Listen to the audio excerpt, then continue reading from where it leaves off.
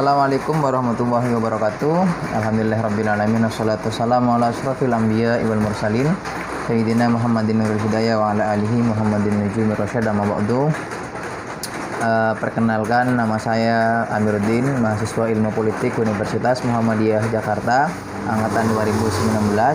Membuat video ini dengan tujuan untuk memenuhi tugas mata kuliah Al-Islam 3 yang diasuh oleh Dr. Muhammad Nasih. Dengan sebuah judul akan mencoba untuk menjelaskan tentang pentingnya organisasi dalam Islam.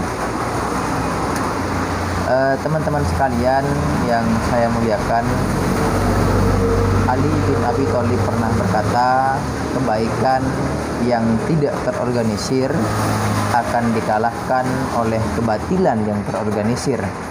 Karena kedoliman akan terus ada, bukan karena banyaknya orang-orang jahat, tapi karena diamnya orang-orang baik.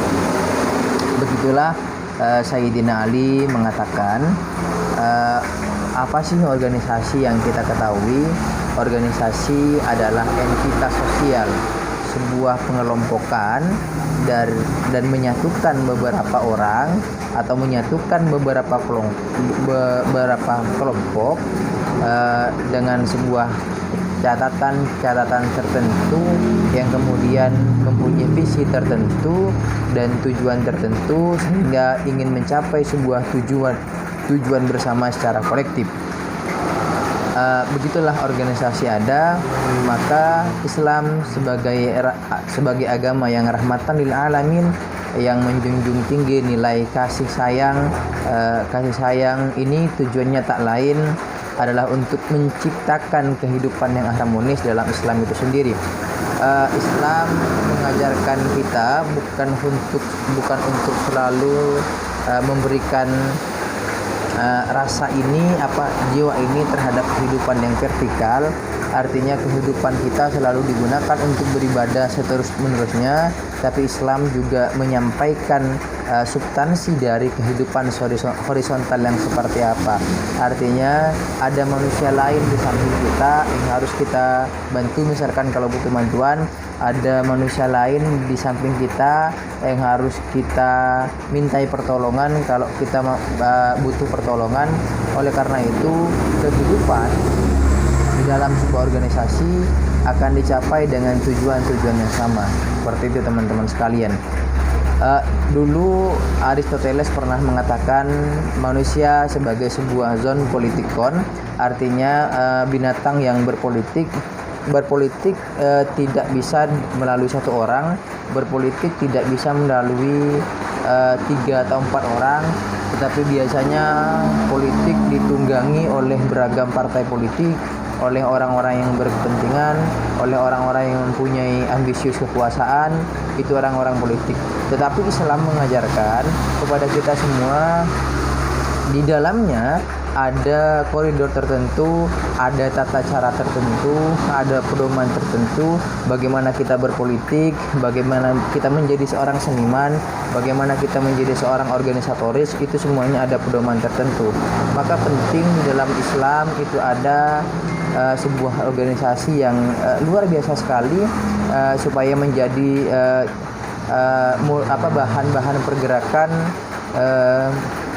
bahan-bahan pergerakan untuk melahirkan peradaban-peradaban Islam yang berkemajuan, peradaban-peradaban Islam yang bisa mempertahankan budaya-budaya keislaman itu sendiri dan bisa membangun kebudayaan-kebudayaan Islam yang baru, tetapi tidak menghilangkan kebudayaan-kebudayaan Islam yang lama. Kita mempunyai ciri khas tersendiri. Di Indonesia ada organisasi besar yang termasuk menjadi bagian-bagian penting dari lahirnya kemerdekaan Republik ini, yaitu ada Syarikat Islam yang sebelumnya bernama Syarikat Dagang Islam, kemudian ada Nahdlatul Ulama, kemudian ada Muhammadiyah. Itu organisasi besar yang dari organisasi kemasyarakatan atau yang lebih dikenal kita sebagai sebuah ormas yang menyumbang perih daya, jiwa, hartanya, bahkan nyawanya untuk memerdekakan Republik Indonesia. Kita tahu juga bahwa bukan hanya Islam yang bisa memerdekakan apa yang berkontribusi penuh ke dalam kemerdekaan Indonesia, tapi juga ada agama lain. Cuman boleh kita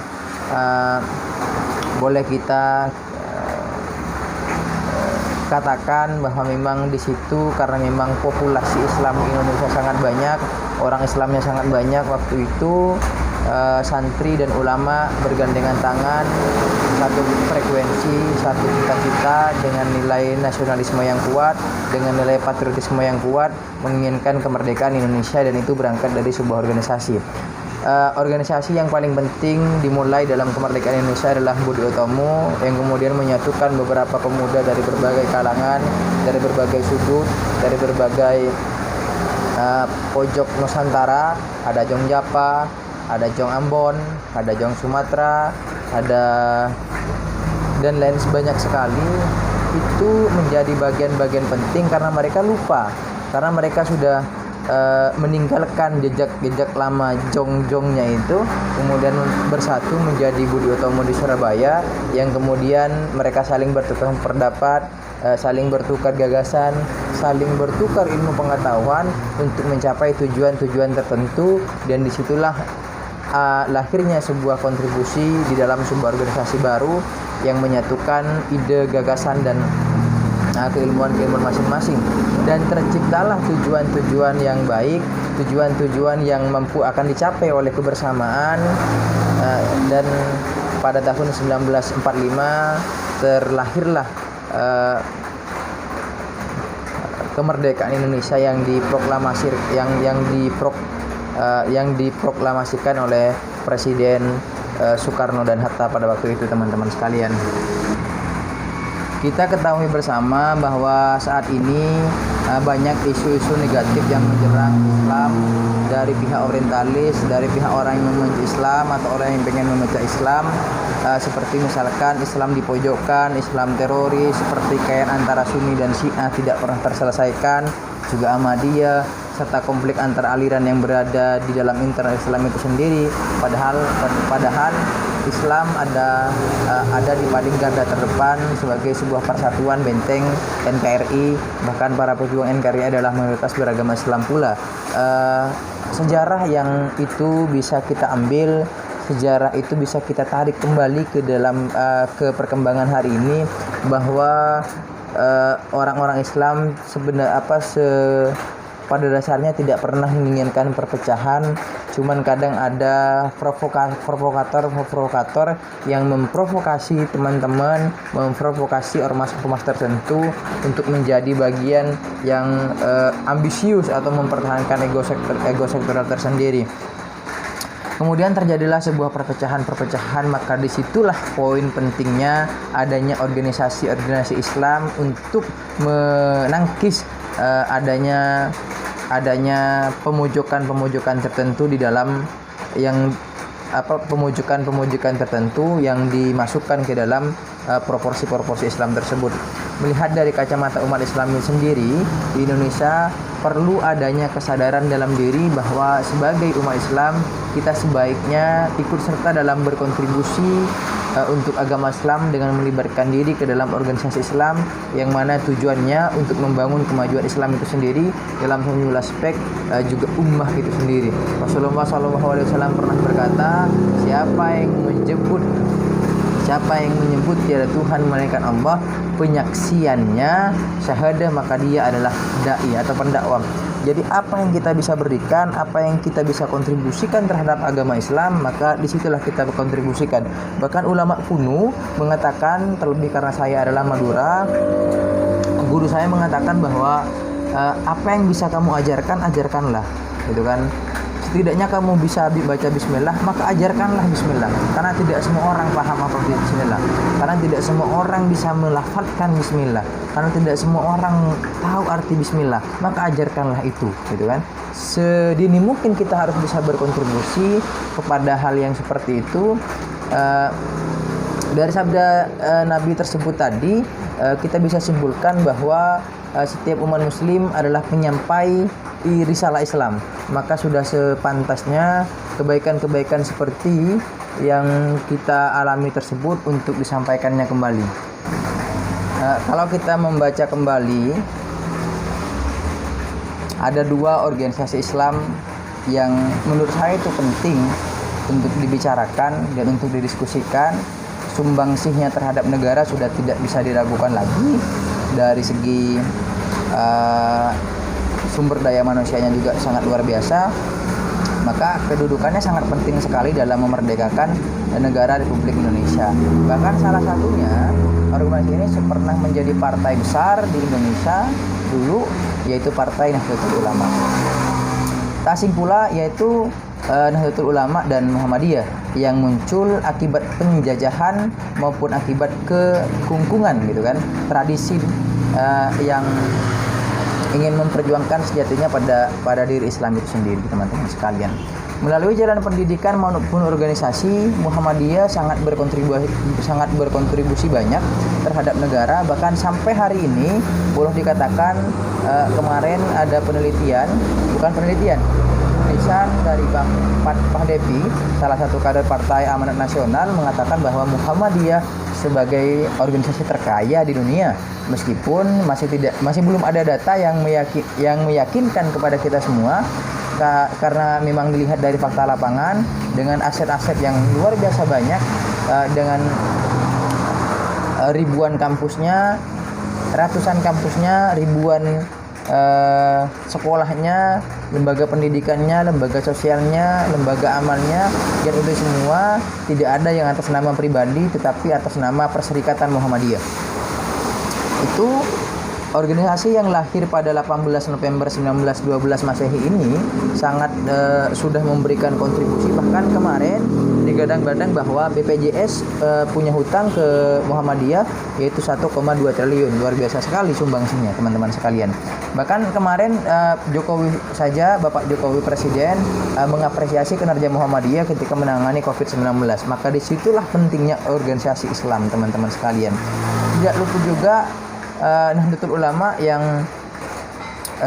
sudah sangat luar biasa sekali, masih mempertahankan budaya-budaya tradisional, karena memang sama dengan sebuah jargonnya adalah mempertahankan hal-hal yang tradisional, mengambil yang baru, yang baik, seperti itu.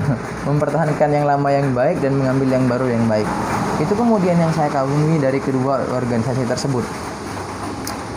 Nahdlatul Ulama itu lahir pada tanggal 31 Januari 1929 di kota Surabaya yang dipimpin oleh Kiai Hasyim Asy'ari, salah satu pahlawan nasional yang juga bergerak di bidang pendidikan, ekonomi, dan pesantrenan.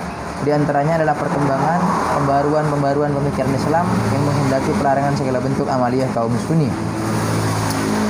Apa sih sejatinya poin penting dari organisasi Islam tersebut?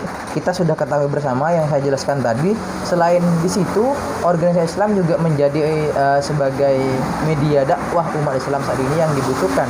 Tujuannya agar umat Islam memiliki rujukan, yakni para ulama yang ada di dalam organisasi tersebut dan berpedoman pada Al-Quran dan As-Sunnah, agar tidak terombang-ambing dengan isu-isu terorisme, pelanggaran HAM, intoleransi, dan sebagainya. Maka yang saya katakan tadi akan ada yang menangkisnya. Di dalam organisasi Islam di Indonesia pula seperti Nahdlatul Ulama dan Muhammadiyah yang notabene sebagai organisasi terbesar diharapkan mampu menjaga kesatuan dan persatuan Republik ini. Jadi ada sih perbedaan yang mencolok di antara Muhammadiyah dan Nahdlatul Ulama, tetapi itu tidak bisa merubah hakikat dan substansi dari orang Islam itu sendiri untuk menjadikan perpecahan. Untuk menjadikan perpecahan, teman-teman sekalian, organisasi ini sebagai sebuah pendorong terhadap berjalannya pemerintahan, karena memang kontribusinya untuk memerdekakan Indonesia sangat luar biasa sekali. Selaras dengan Undang-Undang Nomor 7 Tahun 2012 Pasal 9 yang menyatakan bahwa pemerintah daerah wajib meredam potensi konflik di sosial masyarakat. Artinya, ketika selain ada sumbangsih dari penanganan orang-orang tertentu, organisasi masyarakat tertentu, juga pemerintah dan pemerintah daerah juga memiliki konsekuensi terhadap tidak lahirnya sebuah perpecahan, tidak lahirnya sebuah perbedaan yang mencolok hingga menimbulkan pertengkaran, itu pemerintah bertanggung jawab. Maka dari itu teman-teman sekalian, kita sebagai seorang pemuda muslim harus terus berada di dalam organisasi-organisasi Islam. Yang penting adalah mau organisasi apa saja, mau organisasi kemahasiswaan apa saja, mau organisasi kemasyarakatan apa saja, yang penting yang dijaga adalah kesatuan dan persatuan di Indonesia. Kalaupun kita nanti ada garis tangan masuk ke dalam tubuh pemerintahan, maka di situ penting bagi kita untuk mengingat kembali, menarik benang kembali apa sih tujuan dari organisasi tersebut. Kita tidak boleh juga nantinya buang badan ketika berada di pemerintahan. Terkadang ada sebagian politisi yang menganggap korupsi itu adalah hal yang wajar, itu tidak boleh, gitu kan.